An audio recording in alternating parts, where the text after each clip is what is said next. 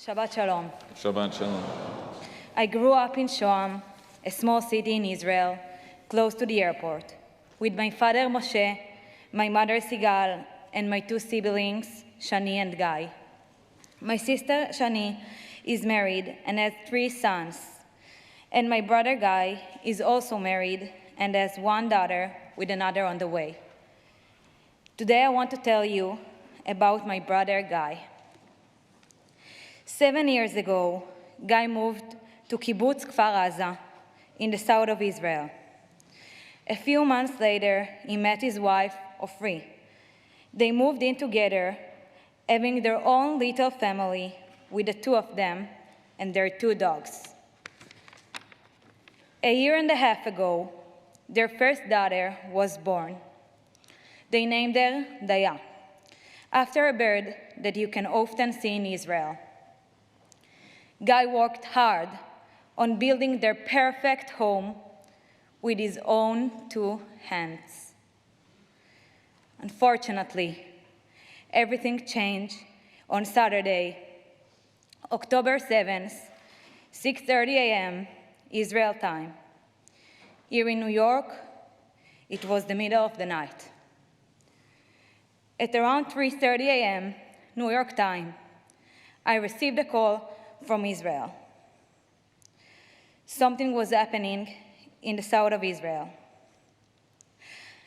I thought it was just another rocket attack from Gaza. It is our sad reality, but we have been through it before. Luckily, we have Iron Dome that intercept most of the rockets, and I was sure that in a few days we would be through it and everything would calm down. I opened my family group chat. Everyone was worried about my brother Guy, Ofri, and Daya. They answered that they are in the bomb shelter in their house and everything is okay. At that point, I began to read some Israeli news and understood that the situation is worse than I thought. There are terrorists crossing the border. There are terrorists in Israel. There are terrorists in Kfar Aza, my brother kibbutz. After non-stop conversations in my family group chat, Guy and Ofri tell us that the IDF is going through every house in the kibbutz to check that everybody is okay. But it was not that simple. My brother writes that he can hear shooting outside. I'm thousands of miles away from them, and I'm just praying that nothing bad will happen to them.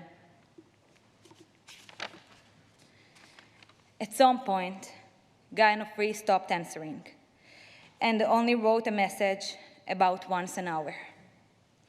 I understood that something is happening, but I didn't know what. After 3 hours, my father sent this message. Guy, Ofri, and Daya have been rescued by IDF. Thank God it is behind us. A few minutes later, Guy sent this message.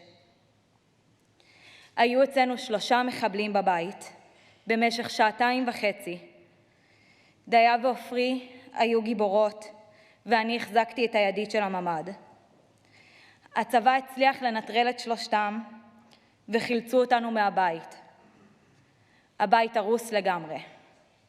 חטף טיל מחיל האוויר, ועבר קרב יריות ורימונים. אנחנו בריאים, תודה לאל. תודה לכולם על הדאגה. There were 3 terrorists in our house for 2.5 hours. Daya and Ofri were heroes, and I held the door handle of the bomb shelter.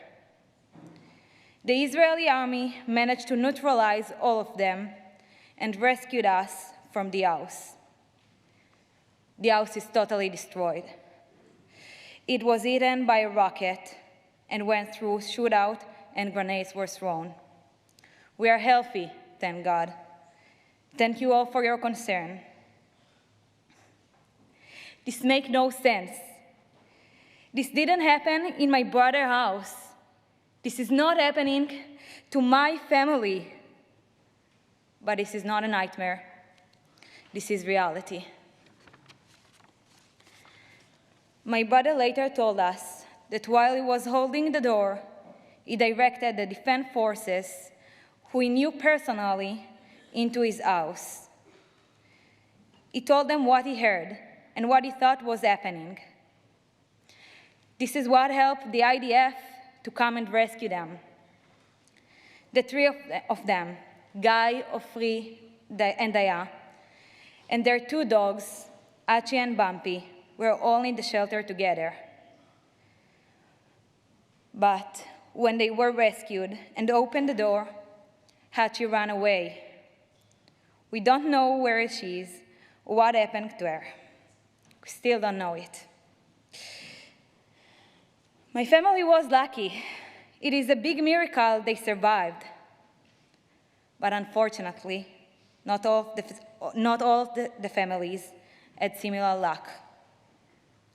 Right now, they are staying in a kibbutz in the north center of Israel with all of the other survivors from Kfar Aza.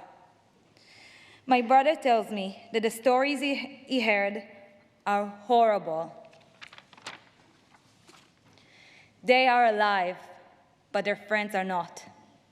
They are alive, but their life will never be the same again. They don't have a house.